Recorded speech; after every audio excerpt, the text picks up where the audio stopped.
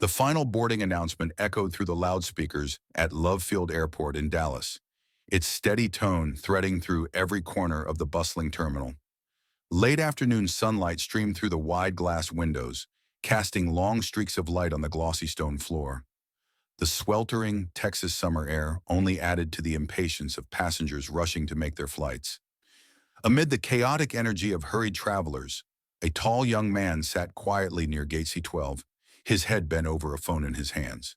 Barron Trump, though accustomed to life in the public eye, consistently made an effort to maintain a low profile and avoid drawing attention.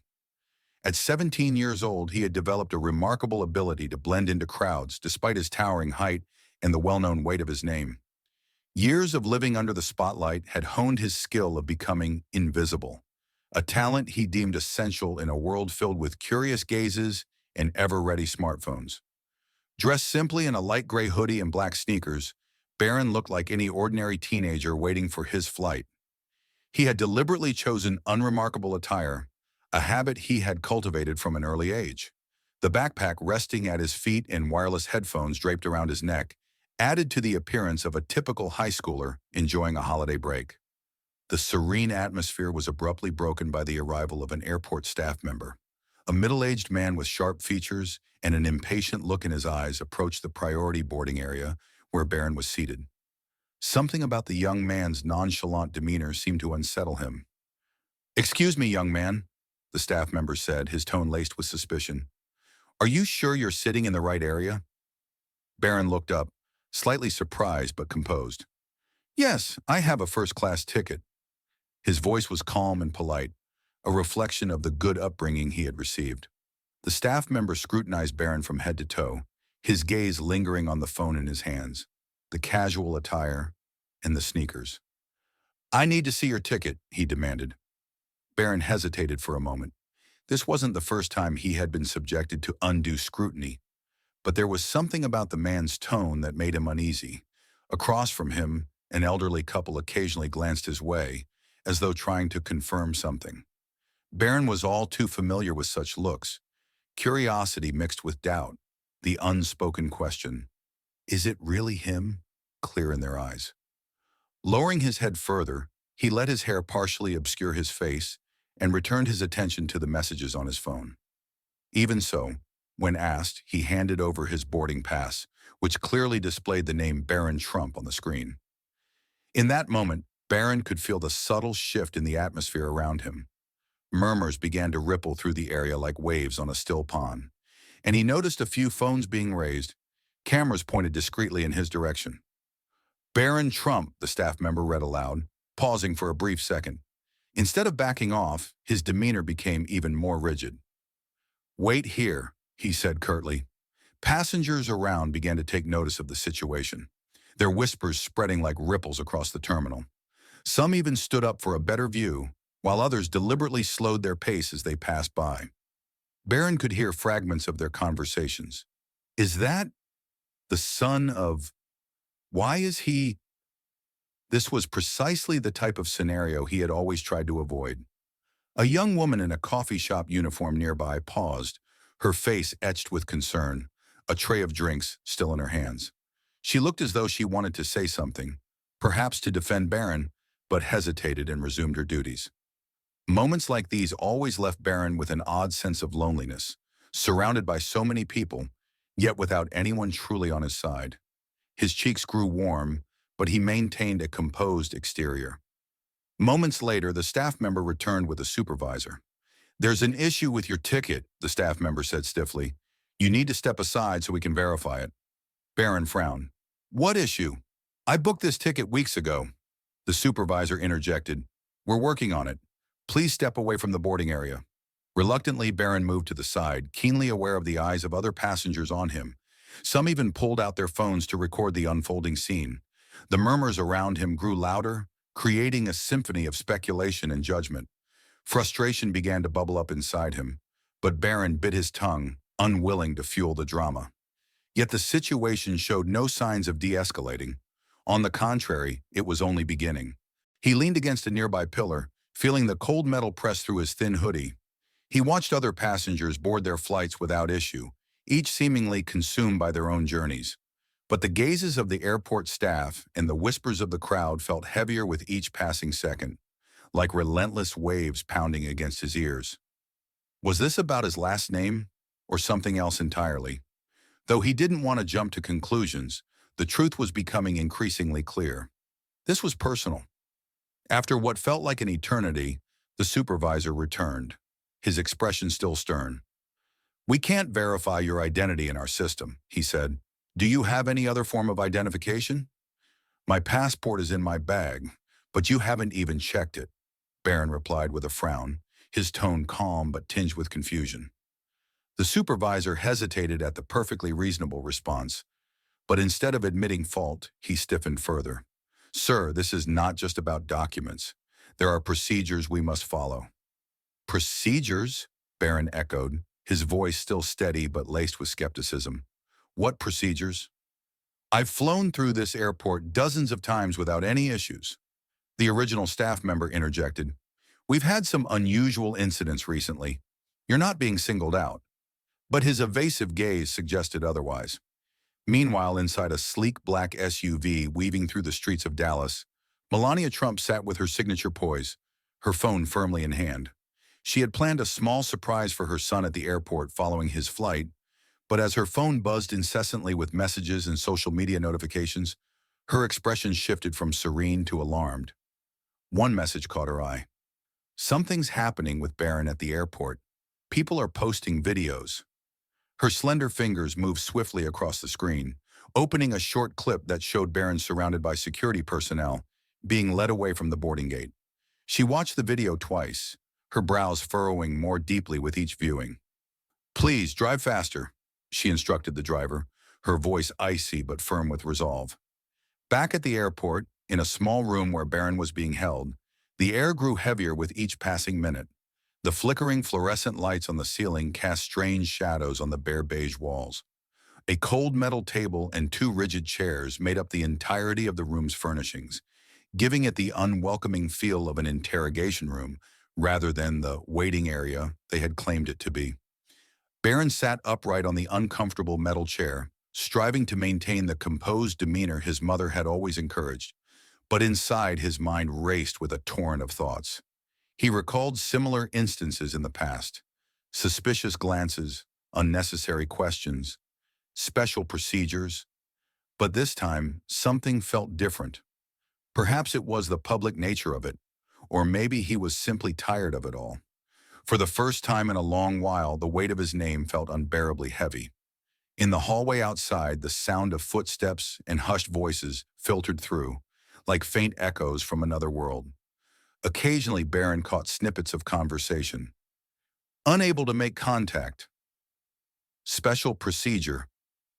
We need to be certain." Each phrase felt like a tiny needle, pricking him with reminders of the unique position he never wanted to be in. He pulled out his phone, the screen lighting up with a barrage of unread messages and social media notifications. But instead of opening them, he simply stared at the wallpaper. A sunset over a beach, taken during the last family vacation. A rare moment of peace that now felt impossibly distant. Suddenly, the door swung open, and the supervisor stepped inside. His face appeared more strained than before, a bead of sweat rolling down his temple despite the room's cool temperature. "We're still working to clarify the situation," he said, avoiding Barron's gaze as though afraid of what he might see there. "It won't be much longer." "How much longer?" Barron asked sharply. "You've had all my information for nearly an hour." The supervisor hesitated, mumbling something about procedures before retreating again. Barron let out a frustrated sigh, running a hand through his hair. This was no longer just about a plane ticket or an ID. Something deeper was at play here. Outside the terminal, the late afternoon sunlight had begun to fade, leaving streaks of vibrant orange across the Dallas sky. Melania Trump's black SUV pulled up to the entrance, the engine humming softly. Before stepping out, she paused to check her phone one last time. Dozens of new messages and notifications had flooded in. A short video of Barron was spreading across social media at lightning speed. Melania stepped out of the car with an air of calm authority, even in her understated attire. A fitted black dress and a light gray coat gave her an elegant yet commanding presence. Her brown hair was impeccably styled, despite the long day, and her piercing blue eyes carried the icy determination of someone prepared to shatter any excuse or resistance. She didn't need extravagant makeup or expensive jewelry to command attention. Her very presence was enough to turn heads. The sound of her designer heels striking the polished stone floor resonated through the airport, creating a steady, commanding rhythm. The sound seemed to carry a magnetic pull. Wherever it reached, people instinctively parted like the Red Sea. It wasn't fear that caused the crowd to move, but a natural reverence for the power she exuded. A power born not of status or fame, but of unwavering confidence in a mother's mission to protect her child. Airport security and airline staff straightened their postures as Melania passed, some hastily adjusting their uniforms. Passengers waiting in line at the check-in counters paused their conversations, their curiosity palpable. A few raised their phones to snap photos, but quickly put them away under Melania's piercing gaze. As she approached the boarding gate area where the incident had occurred, the atmosphere around her seemed to thicken. The onlookers who had witnessed the commotion involving Barron remained, as if anticipating the next act of a live drama. Whispers spread like wildfire. "Melania Trump! She's here! What's going to happen now?" A group of housewives seated nearby began recording videos on their phones. A middle-aged businessman in a gray suit abruptly ended his phone call mid-sentence. Even a crying baby fell silent, mesmerized by Melania's commanding presence. "Excuse me," Melania addressed a nearby airline employee. A young woman with neatly tied blonde hair. Her voice was soft, but carried an undeniable authority. "Where's my son?" The young employee blinked rapidly, her cheeks flushing pink with surprise. "Ma'am, I'll check." She fumbled with her radio, nearly dropping it. But Melania wasn't in the mood to wait. She moved forward, her sharp eyes scanning every corner for a glimpse of Barron. In the small room, Barron felt the shift in energy before the door even opened. There was something in the way the security staff suddenly grew quiet, in the hushed whispers outside, that signaled his mother's arrival. At 17, nearly as tall as his father, Barron suddenly felt like a child again, waiting for the reassurance only his mother could provide. The door swung open, and there stood Melania, her presence like a frozen statue, striking yet formidable. The light from the hallway behind her created a halo effect around her figure, making the moment feel almost surreal. Barron looked at his mother, a wave of relief washing over his face despite his efforts to remain composed. "What is going on here?" Melania asked, her voice calm but chillingly precise. In the small room, her words echoed like a crystal bell, clear and cutting. The two security guards instinctively straightened, as though jolted by an invisible current. "Mrs. Trump," one of them began, his words stumbling in his throat, "this is just standard procedure." "Procedure?" Melania interrupted, her icy gaze narrowing. "You've locked my son in a small room without a proper explanation. What kind of procedure is this?" The supervisor appeared behind her, his face pale. "Mrs. Trump, this is all just a misunderstanding. We're working to verify his ticket." "A misunderstanding?" Melania's voice remained calm, but a sharp edge cut through her tone. "Do you treat all passengers this way, or just the ones you decide to target?" The room fell into a heavy silence, the tension so thick it could have been sliced with a knife. Melania stood tall, her presence as commanding as a frozen statue, beautiful yet dangerous.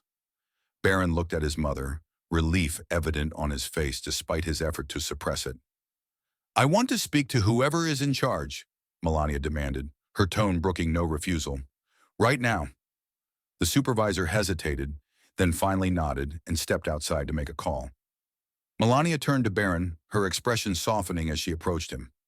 "Are you all right?" she asked gently, placing a reassuring hand on his shoulder. "I'm fine," Barron replied, his voice steady but laced with frustration. "They're just wasting my time." Melania gave his shoulder a comforting squeeze before turning back to face the staff. "Let me make one thing clear," she began, her voice composed but firm. "You've humiliated my son in front of dozens of people. This is not a matter of procedure or protocol. This is about respect, or more accurately, a lack thereof." One of the security officers shifted uncomfortably. "Mrs. Trump will resolve this. We'll make sure he gets on the next flight." "You think this is just about getting on a flight?" Melania interrupted, her voice lowering in intensity but growing even more powerful. This is about accountability. I'm not interested in whispered apologies behind closed doors. I want it addressed where this all began. Out there. The supervisor returned, this time accompanied by a senior airport official. The official extended his hand, but Melania ignored the gesture entirely. I understand there has been a misunderstanding, the official began. I assure you we will review the situation and take appropriate action. Appropriate action, Melania repeated, raising an eyebrow. Does that include addressing the employees who escalated this situation without justification? Or reviewing the video footage that will show exactly how this started? The official's face paled. We can certainly retrieve the surveillance footage, Mrs. Trump. Then do it, she said decisively. And do it now. The room seemed to shrink as everyone waited for the official to act. A few minutes later, the supervisor returned with a laptop. The grainy video footage showed Barron sitting quietly at the gate before being approached by the airport staff. It captured the entire interaction, from unnecessary questioning to the tense escalation that led to Barron being escorted away. Melania watched the footage in silence, her expression unreadable. When it ended, she turned to the supervisor. You owe my son a public apology. Of course, the man stammered. We'll handle it immediately. But Melania wasn't finished. This wasn't just about an apology. It was about sending a message that no one deserved to endure such treatment, regardless of their name or status. The now visibly nervous supervisor led the way back to the boarding gate.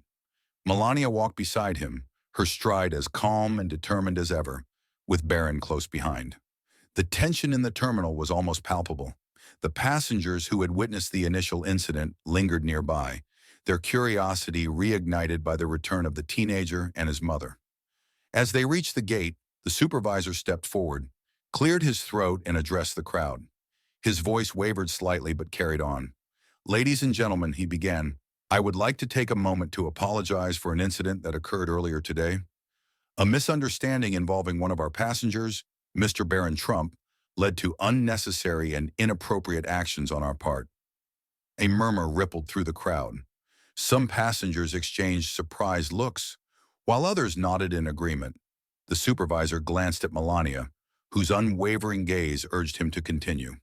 I want to make it clear, he said, his voice gaining strength, that this young man did nothing wrong. The situation was entirely a result of our mistake, and for that, we sincerely apologize for the inconvenience and distress we caused. Barron stood silently, his hands in his pockets, his expression calm. Yet inside he felt the significance of the moment, not just for himself, but for anyone who had ever felt small and powerless in a public space. This was more than an apology, it was a statement of accountability. A moment that reminded everyone watching that dignity and respect were rights, not privileges. Melania stepped forward, her presence commanding the attention of everyone in the boarding gate area. Her voice rang out, calm yet imbued with undeniable strength. Thank you for your words, she began, her gaze sweeping across the crowd. But words are not enough. This is not just about my son. This is about the principle of treating every individual with respect and dignity, regardless of who they are or where they come from. The room fell silent, her every word slicing through the tension like a sharp blade. My son may carry a name that draws attention, but first and foremost, he is a person, a young man deserving of fair treatment, just like any other passenger in this airport. Let this be a reminder to us all to pause and think before we act, to remember that respect does not come from status, but from the shared humanity we all possess. The crowd erupted in applause, some passengers even standing to show their support. The supervisor bowed his head, his face flushed with embarrassment. In that moment, the airport seemed to hum with a new energy, not one of judgment or division, but of unity. A woman holding a young child approached Barron and Melania. I just wanted to say how sorry I am for what you went through, she said softly. It wasn't right. Melania offered a graceful smile, her eyes warm. Thank you, that means a great deal. Barron nodded, grateful but still processing the whirlwind of events. Later in the VIP lounge while waiting for their next flight, Barron and Melania sat across from each other. The airline staff, now walking on eggshells, repeatedly offered priority services and refreshments, but Melania politely declined. For her, this was never about compensation. It was about principles. I didn't expect it to turn out like this, Barron said quietly, breaking the silence. Melania looked up from her phone, her expression soft.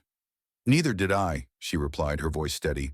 But sometimes these moments choose us, and we have to rise to meet them. You handled the situation very well, Melania said, her voice warm. It's not easy to stay calm in moments like that. Barron shrugged. I've gotten used to things like this, just not so publicly. Melania leaned forward, resting her elbows on her knees. And that's exactly the problem, she said firmly. No one should have to get used to being treated unfairly. Whether it's you, me, or someone nobody knows, respect should never depend on a name or appearance. Barron nodded, his mother's words sinking in. Do you think this will change anything? She tilted her head thoughtfully.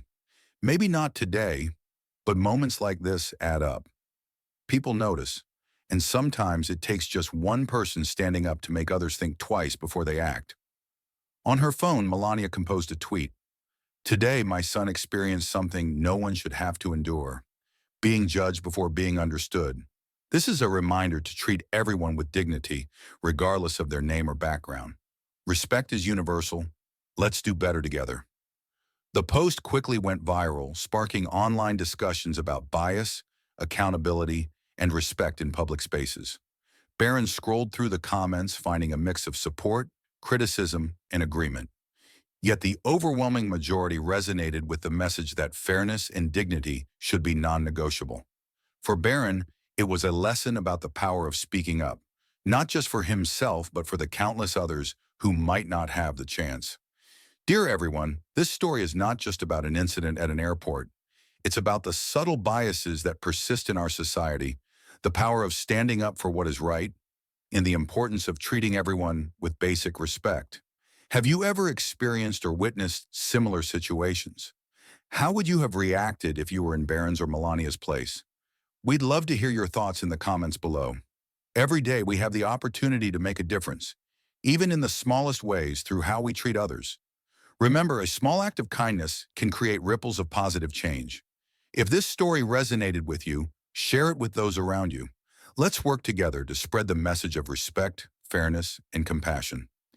Don't forget to like, comment, and subscribe to our channel so you won't miss more meaningful stories like this. Every share brings us one step closer to a kinder, more just society. Thank you for being a part of this story with us.